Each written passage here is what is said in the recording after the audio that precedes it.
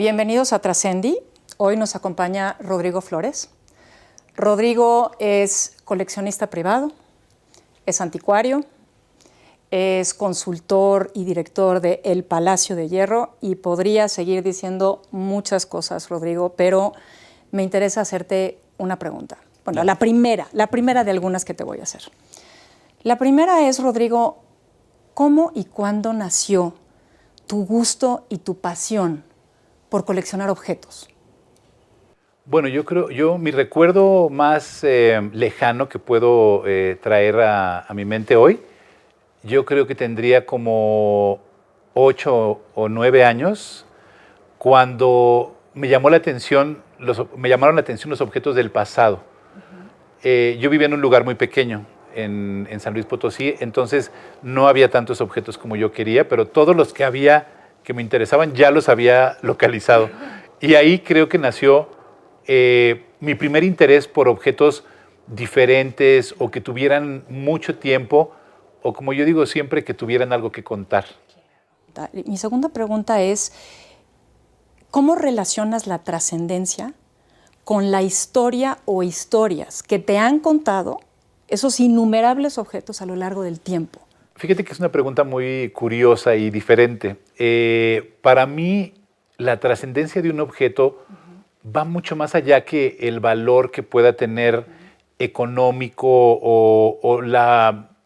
Todos buscamos cosas originales y especiales, pero para mí va mucho más allá. Para mí un objeto simple puede tener una gran historia y un objeto extraordinario puede venir de una tienda y para mí ya no tiene una historia. Entonces, para mí es mucho más importante en los objetos que yo busco qué es lo que me están contando. Yo cuando volteo alrededor de aquí, no veo simples objetos o no veo si este objeto es más costoso o es más esto o más aquel. Para mí yo veo historias y de casi todos recuerdo la historia. Y entonces es exactamente qué hay detrás de ese objeto. Exacto, exacto, exacto. Es una frase muy trillada y muy vieja si decimos que si los objetos pudieran hablar. Claro.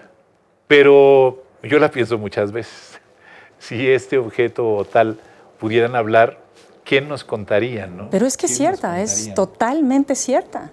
Y algunas nos cuentan una historia o una leyenda o una anécdota, o algunas con mucha claridad, increíblemente, tienen algo que contarnos muy cierto y muy particular. Pero bueno, esa es otra historia. Oye, me imagino, bueno, tienes varias piezas de familias mexicanas. ¿Nos puedes contar un poquito sobre ese tema? Pues sí, digo, son muchas piezas que han pertenecido a familias mexicanas muy viejas en el buen sentido, sí.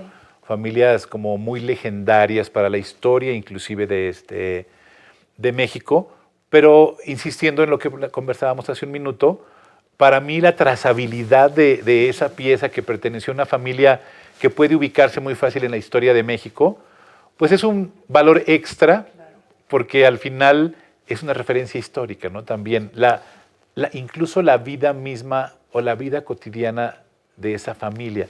Entonces, no, pues sí, hay varios objetos que pues digo que podríamos conversar un poco de ellos. Bueno, yo creo que podríamos hablar de cada objeto y bueno, no terminaríamos nunca. No creo que terminaríamos.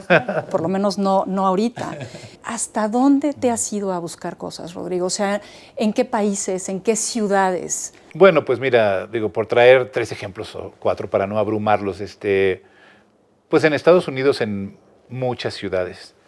En Europa no tantas, o sea, quizás en París, que recuerde así muy bien, en París, en Praga, en Londres, son los que recuerdo ahorita así más fácilmente.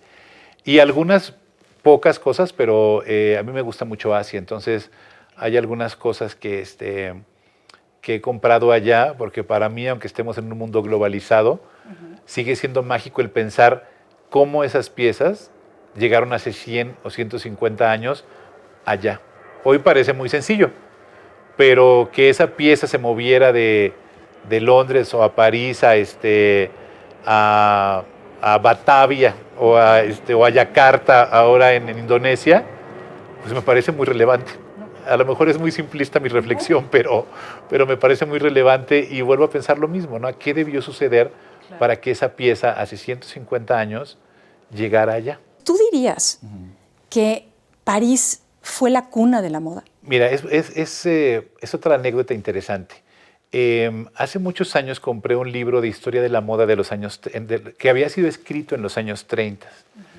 Y encontré ahí una referencia que desde el siglo XIV, en Venecia, organizaban un baile para recibir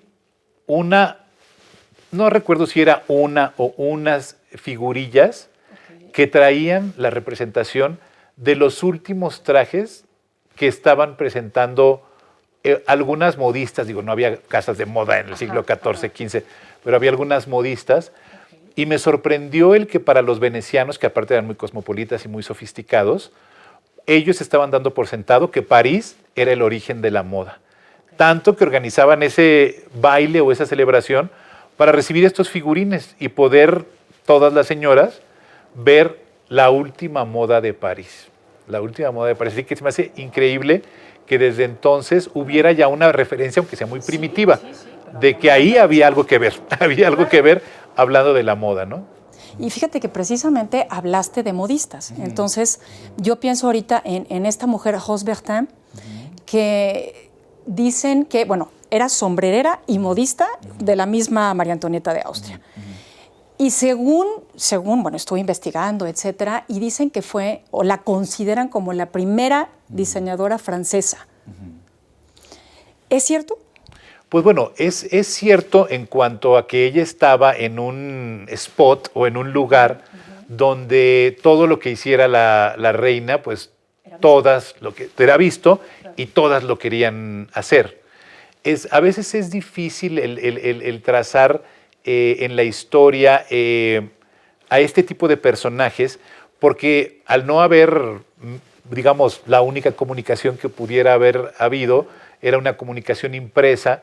El papel no era tan accesible para todos, desde luego para el pueblo en general no lo era. Entonces, este tipo de personajes pues crecían en el buen sentido a la sombra de la fama de su patrono, ¿no? O de su patrona en este caso. Pero pues sí es cierto que la corte de Versalles pues era en muchos sentidos la referencia o donde todo el mundo quería estar, todo el mundo quería ser visto, todo el mundo quería vestirse igual que ellos. Yo más bien siento que esa relevancia de los personajes llevó a los sombrereros, a los joyeros, a todos quienes los proveyeron de objetos suntuarios, los llevó a esta fama. Sin estar alrededor de ellos, no dudo que lo hubieran logrado, pero les hubiera costado más trabajo.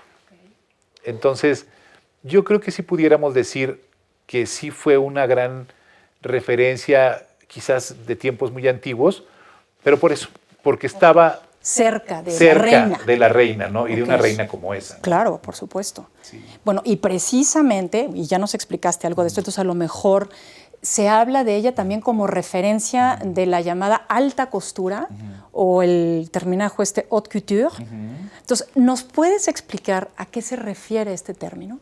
En aquel entonces, yo no entiendo que no estaban tan definidas la estacionalidad como se comenzó a definir a finales del siglo XIX y ya en el siglo XX totalmente, de que una pieza de alta costura tenía que decir colección primavera-verano 1919. O sea, ese requisito hoy es el que entendemos más fácilmente, que tiene que tener una pieza para ser considerada de alta costura. Es decir, que fue creada para una estación específica y tiene el año para la cual fue creada. Todo lo demás, yo no sé hablar francés, pero todo lo demás es prêt-à-porter.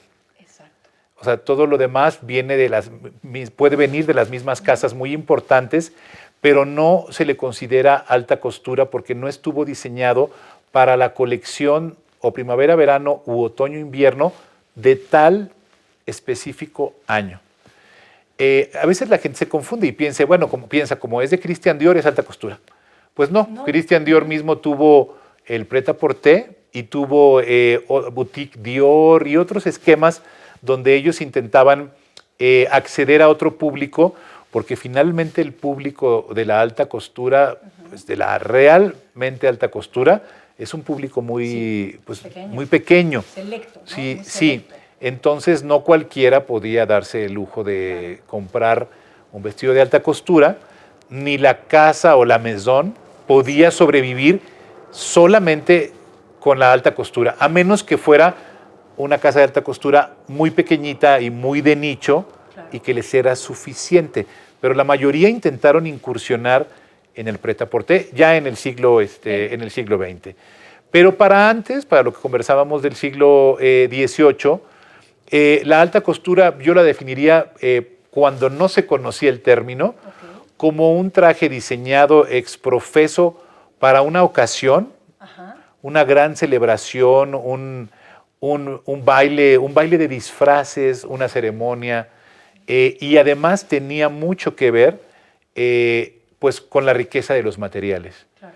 Con la riqueza de los materiales, que en aquel entonces era complejo, o sea, la distancia entre una frazada, okay, y un vestido de raso era gigantesca. O sea, había poquito en medio.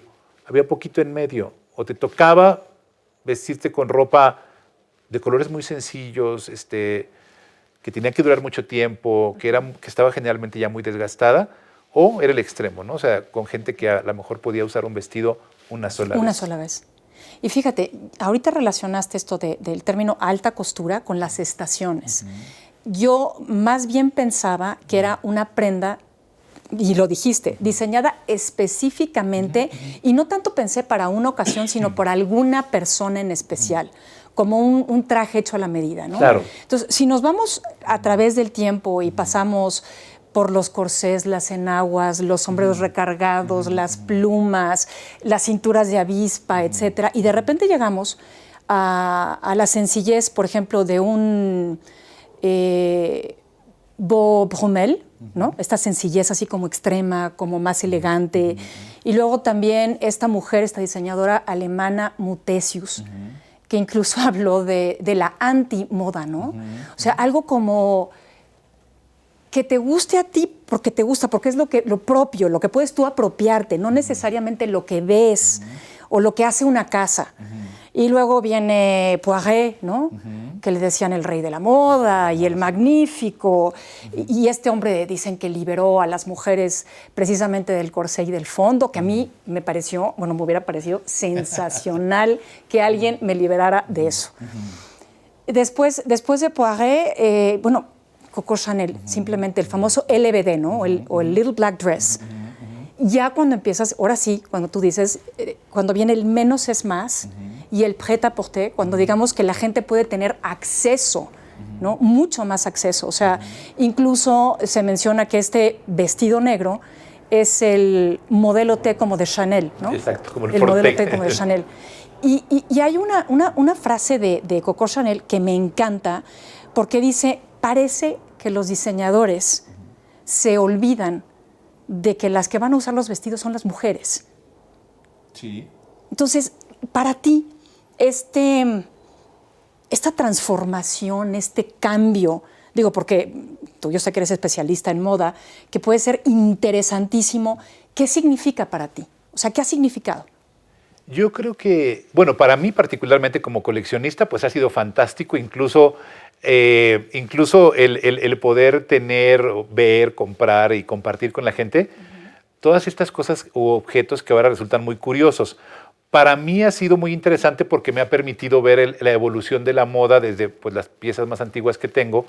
Pero bueno, eso es para mí. Claro. Yo pienso que para las mujeres, que hoy siempre cuando ven este tipo de piezas dicen qué bonito, pero qué horror, o qué incómodo, yo siempre pienso, y dependiendo de las circunstancias, ¿no? Claro. Lo comparto o no, y dependiendo del tono que pienso que están usando para el comentario, porque dije, si supieran que el polizón que se pensó a usar en 1870 más o menos, que hoy todo el mundo dice, pero ¿cómo podían moverse con eso? Si traían una jaula colgando atrás en una mesa con un mantel, no sé, había cosas muy extrañas. Era muy extraño. Y lo curioso es, y esta es mi reflexión, dije, si supieran las mujeres en este año 2019, que en 1870, cuando ellas empezaron a usar el polizón, las que vivieron en esa década, pensaron que lo habían diseñado para su comodidad y que se estaban liberando de las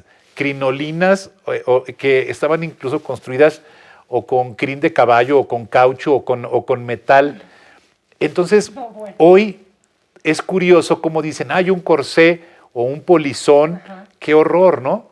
Si supieran que las mujeres en 1860 usaban todo eso, o sea, el polizón les parecía comodísimo.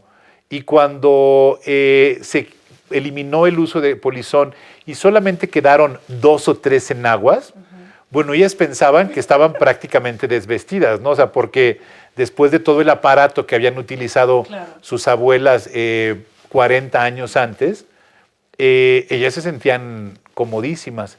Entonces, todo depende el momento histórico que estás revisando. Claro. Porque, digo, ya lo último fue cuando el corsé, pues bueno, es tan interesante la parte de cuando se dejó de usar el corset, que por ahí leí hace mucho tiempo una frase que decía, cuando en los años 20 las mujeres dejaron de usar el corset, decían, se cortaron el cabello, se cortaron las faldas y cortaron con una tradición que tenía siglos, o sea, las mujeres de falda larga. Inclusive las mujeres que les tocó ser mayores en 1920, que hasta lo podemos ver de una manera cómica en las películas mexicanas. A las mujeres que fueron mayores en 1920, a muchas no se les convenció de que tenían que usar un vestido, o que podían usar un vestido corto. No les cabía en su cabeza. Las habían educado a que no se podía ver, y no es broma, no se podía ver ni su tobillo. Entonces a una señora de 65 años, en 1920, decirle, hoy es todo nuevo, hoy puedes mostrar hasta tus rodillas, decía, simplemente no lo voy a hacer. Simplemente no lo voy a hacer. Incluso en las últimas series inglesas, en esta que todo el mundo quiere ver, que no voy a decir porque no debemos decir el nombre, está tan bien hecha que el personaje mayor de la señora, de Maggie Smith, ella tiene un estudio perfecto y es el ejemplo de cómo ya era bien entrado el siglo XX, todas sus familiares, mujeres, jóvenes, están en la serie con vestidos de 1920, pero ella no. Ella en toda la serie hasta 1920 sigue con un vestido hasta arriba y mucho más largo que las de las demás, un vestido bonito y a la moda de cuando ella había sido joven. Y lo hicieron a propósito. Sé que lo hicieron a propósito para mostrar que además ella pertenecía a una generación que no estaba dispuesta a cambiar tanto. Aún cuando, siendo parte de la élite, no estuvieran a la moda. Pero así sucedió. A las mujeres mayores de esa época no se les logró convencer. Y aquí en México el ejemplo más claro, y vamos a ir de la nobleza inglesa al extremo, en las películas de Sara García y de Prudencia Grifel, que la gente hoy dice, ay, pues qué raras, ¿no? ¿Cómo se ponían esa ropa si estaban en 1950? Los productores de las películas querían enfatizar que ellas pertenecían a otra generación y probablemente les tocó el ver que muchas señoras dijeron, ¿yo ese vestido corto? No. Pero bueno, es la moda finalmente, y finalmente permeó, y finalmente las mujeres olvidaron por completo el corsé hasta los años 50, cuando decidieron que lo tendrían que volver a usar en otro formato, pero otra vez. Bueno, pues es fantástico lo que nos cuentas, Rodrigo, pero como no me acuerdo de memoria, quiero leerte una frase de Oscar Wilde y preguntarte tu opinión, porque a mí me encanta. Claro. Y decía, la moda es una forma de fealdad tan insoportable que tenemos que alterarla cada 6 meses. Bueno, es muy interesante la reflexión. La moda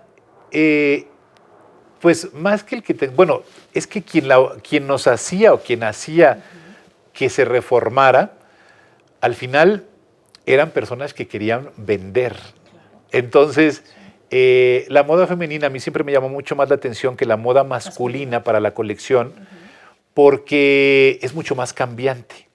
Solo por poner un ejemplo, los trajes de los hombres, finalmente son una variación de un uniforme militar, con más sombreras, con menos sombreras, con solapa más ancha, sin solapa, pero al final son una variación o una variante de los trajes militares del siglo XIX.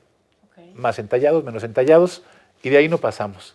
Me matarían algunos fashionistas hombres, pero al final todo se inspiró en eso, en trajes militares, hasta la fecha, la de los hombres.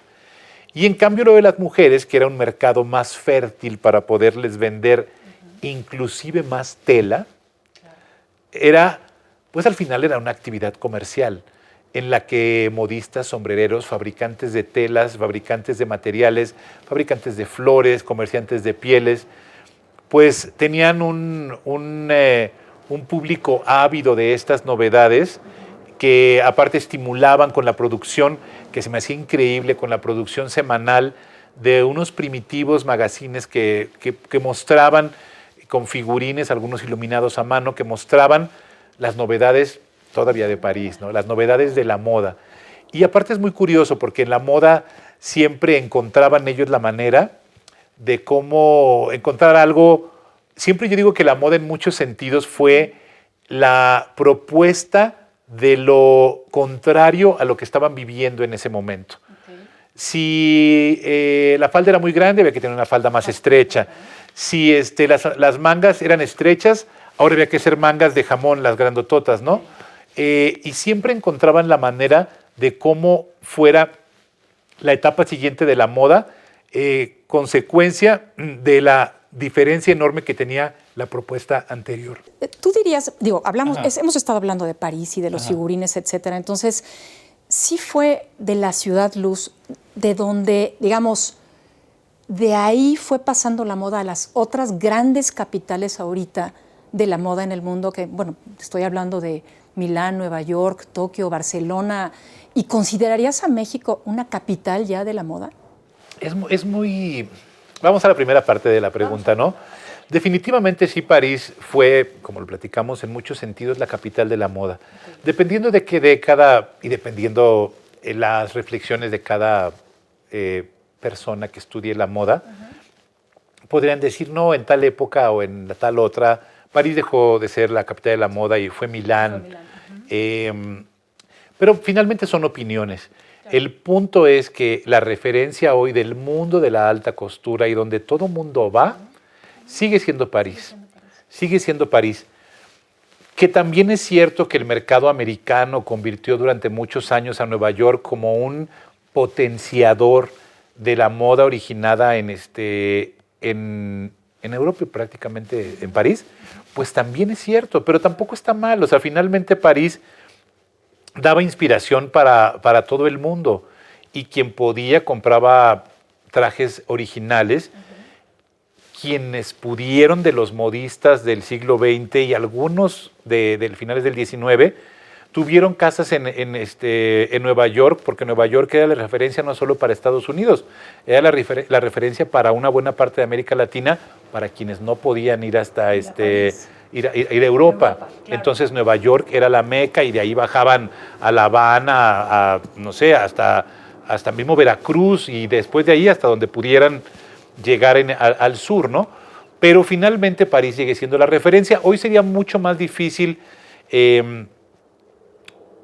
plantearlo con tanta vehemencia porque hay muchas influencias y hoy por hoy, por ejemplo, el mercado asiático, que es menos explorado, sobre todo por nosotros los latinoamericanos comunes, no por quien se dedica profesionalmente a la moda, ¿no? Sí, sí. El mercado asiático, concretamente, o sea, Japón, es otro mundo. Es otro mundo otro mundo muy sofisticado, muy diferente, a veces no tan fácil de entender, pero que a mí me parece tan o cuán sofisticado como París. Claro.